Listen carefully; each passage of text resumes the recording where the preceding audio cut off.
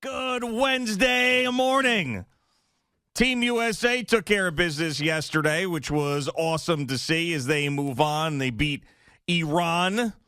We've got a basketball team that looks good every now and again. Last night was one of those nights that the Knicks looked great. Of course, this is huge football week for both the Jets and the Giants. Peter Schwartz is here this morning. He got ranch dumped all over him last night. So what? You got ranch dumped all over him. You mean ranch dressing? Ranch dressing dumped all over him last night. So we'll have to talk to him about that a little bit later. I know you had issues at the coffee machine. I've already had issues this morning. It's amazing. You know, you try to get, geared up for the show. You try, and good morning, by the way. Yeah, good morning, Boomer. Yeah, you try to get, ready for the show. You and I getting our makeup done. We're talking. We're having a nice conversation. I figured I better go back there and go get my Dunkin' coffee before the show starts. I go back there. It's not made yet, so I have to make it, and I don't mind making it. It's fine. It's all good. Yep. So, and I'm a pretty good coffee maker myself. I kind of feel that way about myself. So, I'm making the coffee, and I'm cleaning my cup, as you can see right here. Yep, the Dunkin' cup. The Dunkin' cup. So I'm cleaning my cup and everything else, and then somebody sneaks in behind me and goes to the coffee maker before I even get a chance to go get the coffee. So you're the guy who's making the coffee. That person should wait for you to get the coffee first, and they jumped you right over. A little jumper action. I mean, it was a little rude, actually.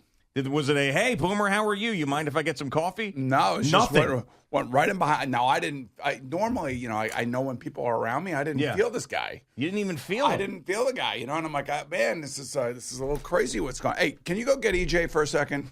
EJ was the guy? EJ was the guy. Like, he had no awareness about him, no nothing. Wow. Not even a hello, Boomer, good morning. Not even, hey, good morning, Boomer, how are you doing? I mean, just went right in behind me to go get the coffee. Wow. Now, I don't know whether or not to be mad or not, but I wasn't really mad, but I was just like, annoyed. Common courtesy, man. Right, a little annoyance. It is like the Christmas season and everything. Right. Now, I would have thought if he would have said, hello, good morning, Boomer, and then got his coffee not knowing you had made the coffee, that would have been fine. But for him just to sneak right in behind you and not say a word is an issue. That's definitely an issue. He's actually on the board for the DA show right now. Okay. Oh, he is. All right. Did you tell him what the problem was? No, because when I walked by, he was talking on the mic. Oh, he was. He's okay, like, kind of like you're doing right now. Yeah, he's probably like, I just punked that Boomer. Yeah, exactly what he did. That's how I felt. I felt like I was just got, dicked in the drive-through. That's what it felt like. Did you ever get a long drive-through lane and then you get up there and they give you the wrong stuff and then you pull away and you realize, man, you don't got your 2 cheeseburgers?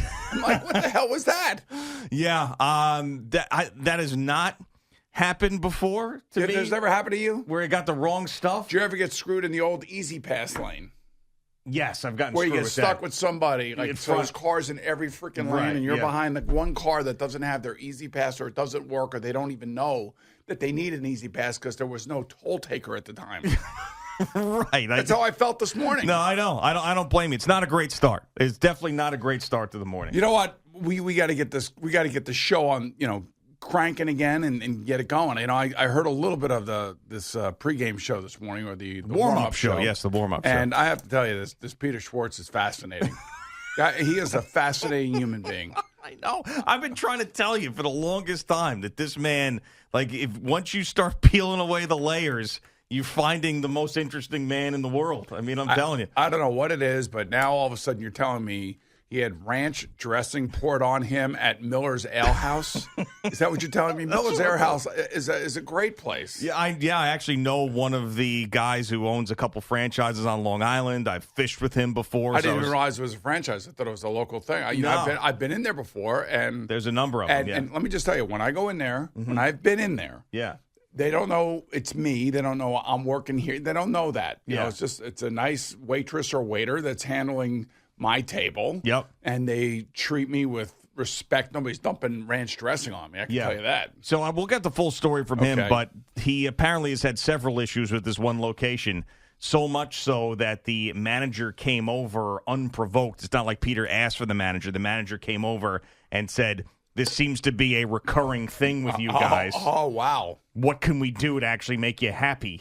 And really was aggressive with him. Probably wants free food. Well, I think he got it last night because it sounds like he got up and left. didn't even pay the bill after the issues. I mean, I thought that I think the place is really good. So, yeah, I've never had it. I've been there several times. And take a family there, I can understand that. You know, it's reasonably priced. It's good food. It's exactly what you think it is. I've gone there. You know, it's a great time to go to Miller's Ale House for like the NCAA tournament. You got all the TVs up there and everything. You get the appetizers, everything else. It's perfect. So it's a shame to hear that. And apparently the head of the Levittown Chamber of Commerce has reached out to Peter privately to see if he could figure something out between Miller's Ale House and the Schwartz family. Yeah, and just so you know, I have Levittown in my blood. Oh, I know. Yeah, because my grandparents lived in Levittown. I remember, spent a lot of time off of 28S out there on the Southern State Parkway, Wantagh Parkway. That's right. Or Wantagh Avenue.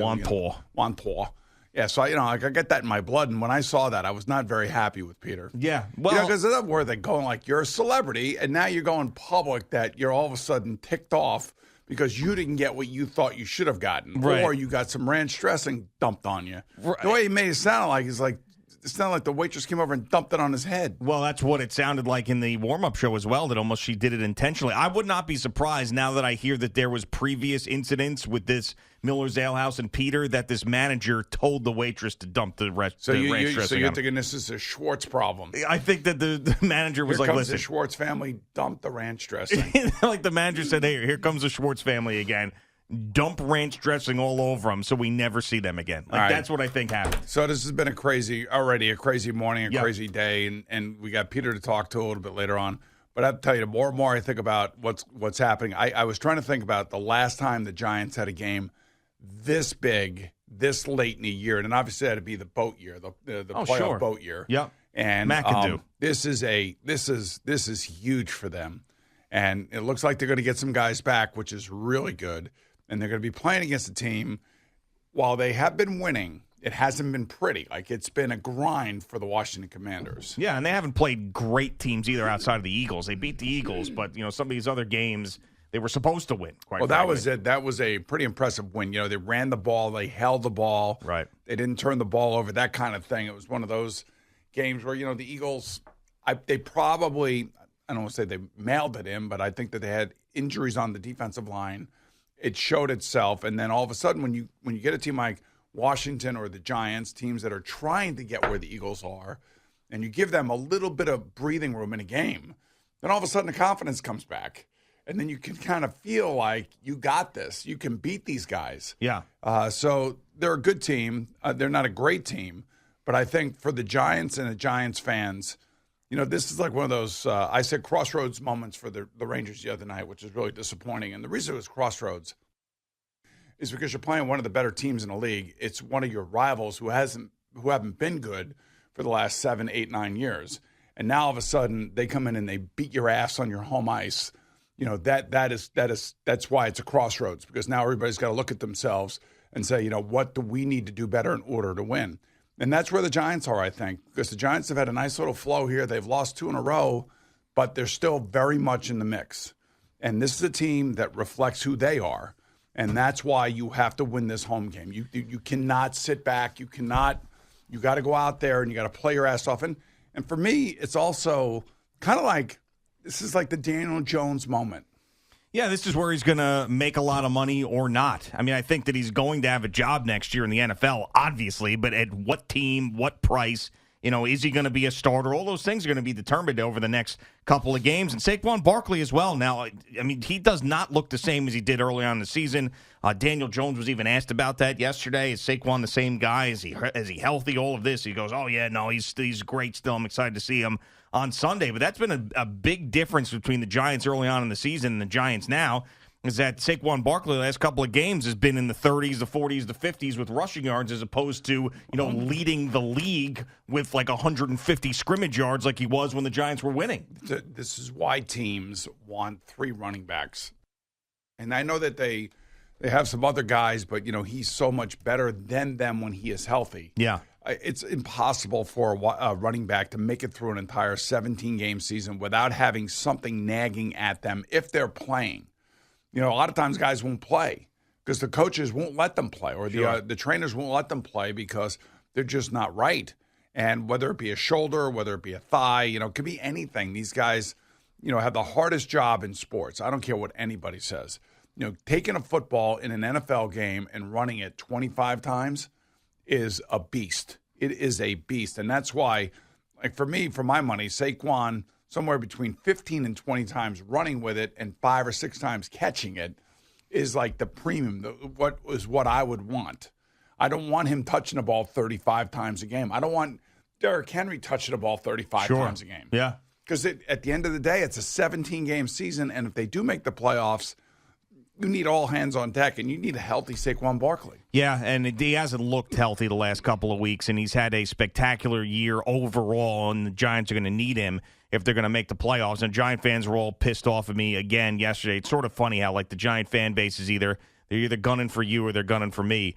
They were gunning for you for a while. Why are they gunning for you now? They're gunning for me because I said they weren't going to win a game the rest of the year. Remember that yesterday? I said they're not going to win a game the rest of the year, and I asked you on a scale of 1 to 10, how crazy am I for saying that? And you gave it a 3. So like a 10 would be the craziest, a 1 would be the least crazy. Not so crazy. It's not so crazy. No. And oh, by the way, there's a chance that they're not favored in a game the rest of the year. They could be favored in that Indianapolis game, but when we get there, we'll find out because that team is so up and down, hot and cold. I don't know what the hell they are.